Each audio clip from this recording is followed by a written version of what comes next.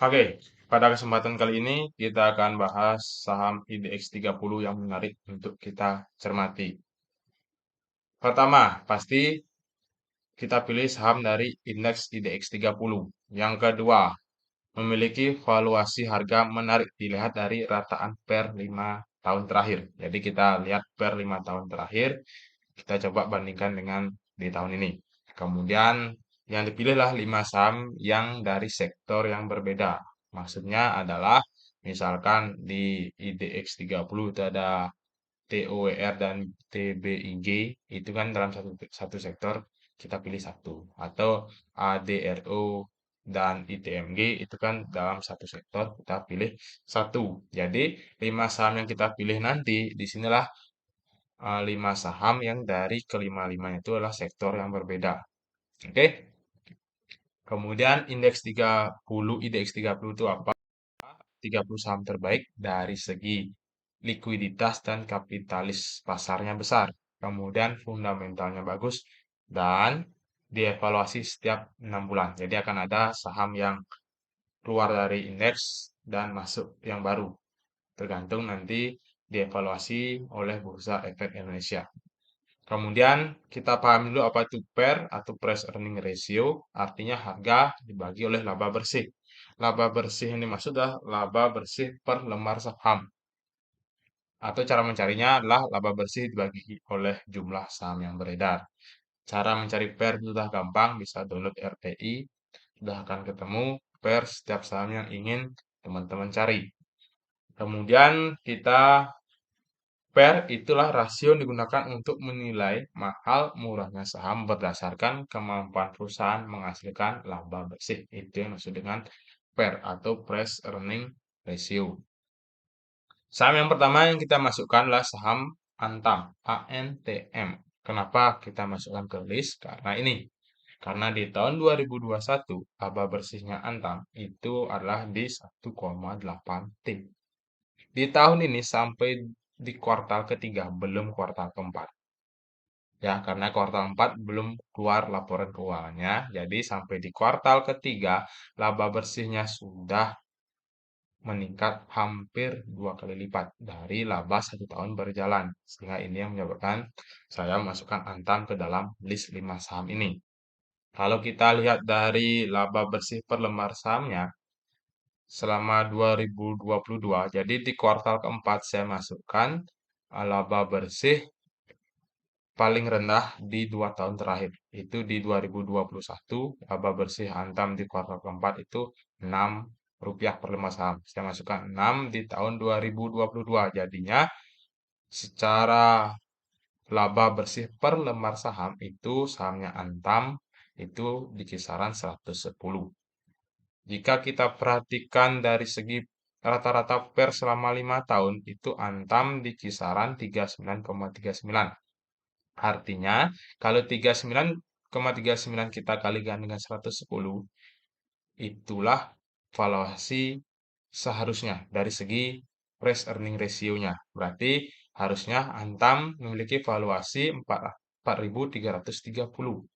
Sedangkan saat ini Antam valuasinya atau di harga 1.985 atau bisa kita katakan masih under value. Apakah akan sampai di tahun ini 4.330? Itu balik lagi nanti fundamentalnya Antam memperoleh laba di tahun ini dan sentimen pasarnya. Kalau sentimen pasarnya positif mungkin akan sampai. Dengan catatan sentimen pasar positif dan fundamentalnya bagus. Labanya lebih dari 110 mungkin. Mungkin sampai 210 mungkin akan sampai di 4.330. Untuk saat ini, secara teknikal, harga Antam mengalami konsolidasi atau sideways itu di rentangan 1765 sampai 2240.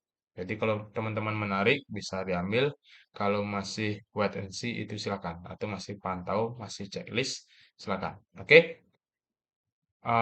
List yang kedua itu ada Bank Rakyat Indonesia atau BBRI sama di 2021 selama 1 tahun berjalan laba dari BBRI itu adalah 31 triliun.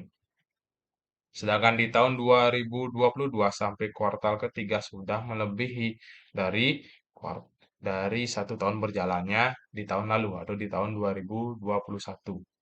Oke, kalau kita lihat dari segi laba per lembar sahamnya, kita di tahun 2022 ini di kuartal keempat saya masukkan 37 karena paling rendah di tahun 2020 laba BBRI itulah 37. Sehingga kita ketemu laba per sahamnya itu adalah 295 dengan rata-rata per 5 tahun BBRI itu di rentangan 17,91. Jadi harusnya valuasi BBRI itulah 5.280. Sedangkan saat ini harga BBRI itu masih di 4.620 atau bisa dikatakan under value. Oke, jika kita perhatikan dari segi teknikal pun sebenarnya dari awal tahun lalu 2022 saham BBRI mengalami dari bulan Juli tahun 2022 mengalami tren yang bagus. Ya, sekarang hampir mendekati tren lainnya apakah akan naik? Itu balik lagi dari sentimen pasar dan fundamental dari BBRI sendiri. Oke, jika nanti mungkin patah trennya bisa menunggu di harga 4.000. Itu harga yang cukup menarik untuk saham BBRI. Oke, kita lanjut di list yang ketiga itu ada INKP. Sama di periode tahun 2021 laba bersihnya itu 7,5 T sampai di kuartal ketiga itu sudah laba INKP 11,7 T. Jadi meningkat sangat pesat ya. Kemudian jika kita lihat dari laba bersih per sahamnya, saya masukkan di kuartal keempat itu laba di tahun 2020 karena paling rendah itu negatif 26. Jadi kita ketemu bahwa kemungkinan laba dari 2022 mungkin akan lebih besar kalau kuartal keempatnya itu labanya positif bisa lebih besar dari 1.778. Oke, kemudian per dari INKP selama 5 tahun terakhir itu di rentang 8,81. Berarti harganya itu seharusnya 15.660. Dan harga INKP saat ini ada di rentangan 8.625 atau bisa kita katakan under value. Kenapa terlalu jauh menurut saya itu karena INKP ketika membagikan labanya itu kecil dari segi dividen yields-nya karena biasanya INKP dari tahun ke tahun memberikan laba itulah 50 per lembar saham. Jadi cukup jauh dari laba yang bersih yang didapatkan. Sehingga dari segi valuasinya terlihat sangat jauh rentang ya. Kemudian dari segi teknikalnya itu bisa kita lihat bahwa INKP sudah patah tren. Jadi teman-teman kalau menunggu di 7.191 boleh atau mau ambil sekarang silahkan. Tapi saran saya lebih kalau sahamnya downtrend seperti ini kita tunggu di 7.191 sampai sambil kita lihat terjadi akumulasi atau masih terjadi distribusi. Oke, itu untuk INKP. Apa itu distribusi dan akumulasi cara mencarinya nanti saya berikan linknya di pojok kanan atas ya. Kita lanjut saham yang nomor 4 itu ada Adro Energy atau ADRO. Konsepnya sama. Mungkin ini yang paling menarik karena di tahun lalu atau tahun 2022 itu batu bara sedang bagus-bagusnya. Kenapa kemudian saya pilih Adaro? Karena dari segi net income itu dari segi net income di 2021 sampai 2022 itu cukup menarik. Di kuartal kedua, sampai di kuartal ketiga sudah 2 kali lipat lebih dari 1 tahun berjalan di tahun 2021. Oke, kemudian dari segi kita lihat itu segi laba per lembar sahamnya, saya ambil di kuartal keempat. itu 14. Ya, karena di 2020 yang paling rendah. Sehingga nanti EPS-nya, earning per share-nya, itu adalah 920. Jadinya, selama 5 tahun terakhir, laba dari Adro itu dihargai PR-nya itulah 11,17. Berarti seharusnya laba dari Adro itulah 10.275. Harga Adro saat inilah 3.140. Bisa kita katakan under value. Kenapa bisa rentangan terlalu jauh? Ya, kembali lagi. Karena di tahun ini banyak sentimen positif terhadap batubara sehingga labanya pun meningkat. Dan yang menjadi lebih menarik saham Adro ini adalah ketika akan membagikan dividen malah sahamnya turun. Itu menjadi seperti anomali biasanya. Saham yang akan membagikan dividen atau saat bagi dividen itu harusnya naik biasanya.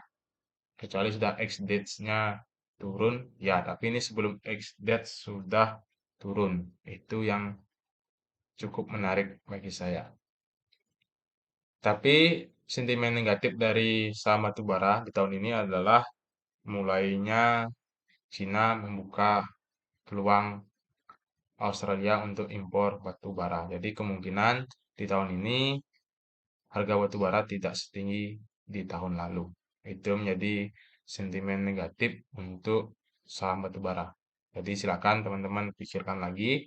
Kalau mau ambil mungkin akan lebih bagus diambil di harga 2.600-an. 2.600 sampai 2.700.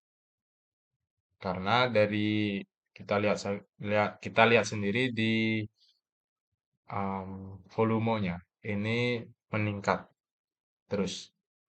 Sama mengalami penurunan, volumenya meningkat itu dari segi teknikal tidak menarik untuk diambil. Jadi biarkan dulu sahamnya landai, mungkin habis itu baru kita coba cek akumulasi dan distribusi dari saham Adro ini. Oke. Yang terakhir itu ada saham ASI, Astra Internasional. Jadi di tahun lalu itu saham Astra itu memperoleh laba 20 T. Tahun ini sampai di kuartal ketiga sudah 28 T. Oke, jika kita lihat kuartal keempat saya ambil 52 di 2020 karena paling rendah. Kemudian kita akan dapatkan laba bersihnya itu 629. Dengan per ASI 5 tahun terakhir itu di rentangan 12,80 berarti valuasinya seharusnya 8.050. Saat ini harga ASI atau harga Astra itu di 5.420 atau bisa kita katakan masih under value. Nah, ini yang menjadi cukup menarik untuk saham Astra karena sedang mengalami downtrend dan mendekati supportnya di 5.300. Menarik karena dari segi labanya cukup tinggi di tahun ini dan kemudian mendekati supportnya. Jadi kalau sudah mendekati support seperti ini, kita cek dulu dari segi akumulasi dan distribusinya lagi. Apakah nanti di rentangan sini terjadi akumulasi, maka ini saham menarik dari segi teknikalnya. Fundamentalnya menarik, tapi di tahun ini kita nggak tahu apakah bisa menyamai memperoleh laba seperti tahun 2022 atau berkurang. Kalau bisa lebih berarti kemungkinan akan naik cukup signifikan saham aslinya. Penurunan ini menurut saya disebabkan oleh investasi dari Astra ke GoTo. Tapi tidak akan mempengaruhi labanya cukup besar menurut saya pribadi. Jadi nanti sentimennya itu adalah ketika Astra mengeluarkan laporan keuangan kuartal keempatnya. Itu kan menentukan pergerakan harga saham Astra nantinya. Oke, Mungkin itu 5 saham yang bisa saya berikan, 5 saham yang menarik untuk dicermati dari segi valuasi, price earning ratio-nya.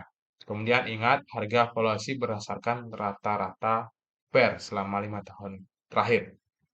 Jadi belum menentukan apakah di tahun ini bisa mencapai valuasinya dari segi PER-nya. Karena banyak faktor yang mempengaruhi kenaikan saham. Bisa dari segi makro, sentimennya, dan dari segi fundamentalnya sendiri.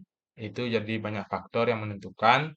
Dan terakhir, selalu gunakan uang dingin saat berinvestasi dan sudah memiliki rencana terhadap saham yang akan diinvestasikan. Jadi rencana itu penting. Misalkan kita mau beli saham karena fundamentalnya, berarti ketika kita mau cut loss karena fundamentalnya kurang bagus menurut teman-teman. Kalau memang beli sahamnya karena teknikalnya, berarti ketika sudah tidak sesuai dengan rencananya, silakan di cut loss. Karena di Januari ini mungkin harga-harga saham di IHSG itu sedang mengalami penurunan. Jadi lebih baik bagi kita investor retail adalah wait and see dulu. Karena takutnya kita beli saham lagi, ternyata turun lagi. Kita tunggu dulu sampai sudah tenang, baru kita coba untuk mencicil saham-saham yang menarik dari segi fundamental. Karena ketika sahamnya IHSG itu turun, itulah saatnya kita mencari saham-saham yang secara fundamental bagus tapi mengalami penurunan cukup signifikan. Jika fundamentalnya bagus dan penurunan signifikan di 6 bulan dari tahun 1 tahun berjalan ini kemungkinan akan naiknya cukup tinggi. Jadi seperti yang kita pernah dapatkan di waktu corona di di tahun 2021 sampai 2022 kemarin. Banyak saham-saham yang fundamentalnya bagus seperti Bank Mandiri sampai menyentuh 3.000, sekarang Bank Mandiri sudah di 10.000. Itu bagus. Itu yang saya katakan, ketika sahamnya IHSG turun, berarti saatnya kita mencari saham-saham yang fundamentalnya bagus tapi sedang mengalami penurunan. Terakhir, saham mengandung risiko dan seluruhnya menjadi tanggung jawab pribadi. Kami di sini memberikan sebuah pandangan yang tidak wajib diikuti. Terima kasih banyak sudah mengikuti video ini sampai akhir. Ingat di subscribe, komen, dan like. Sampai berjumpa di video selanjutnya. Terima kasih.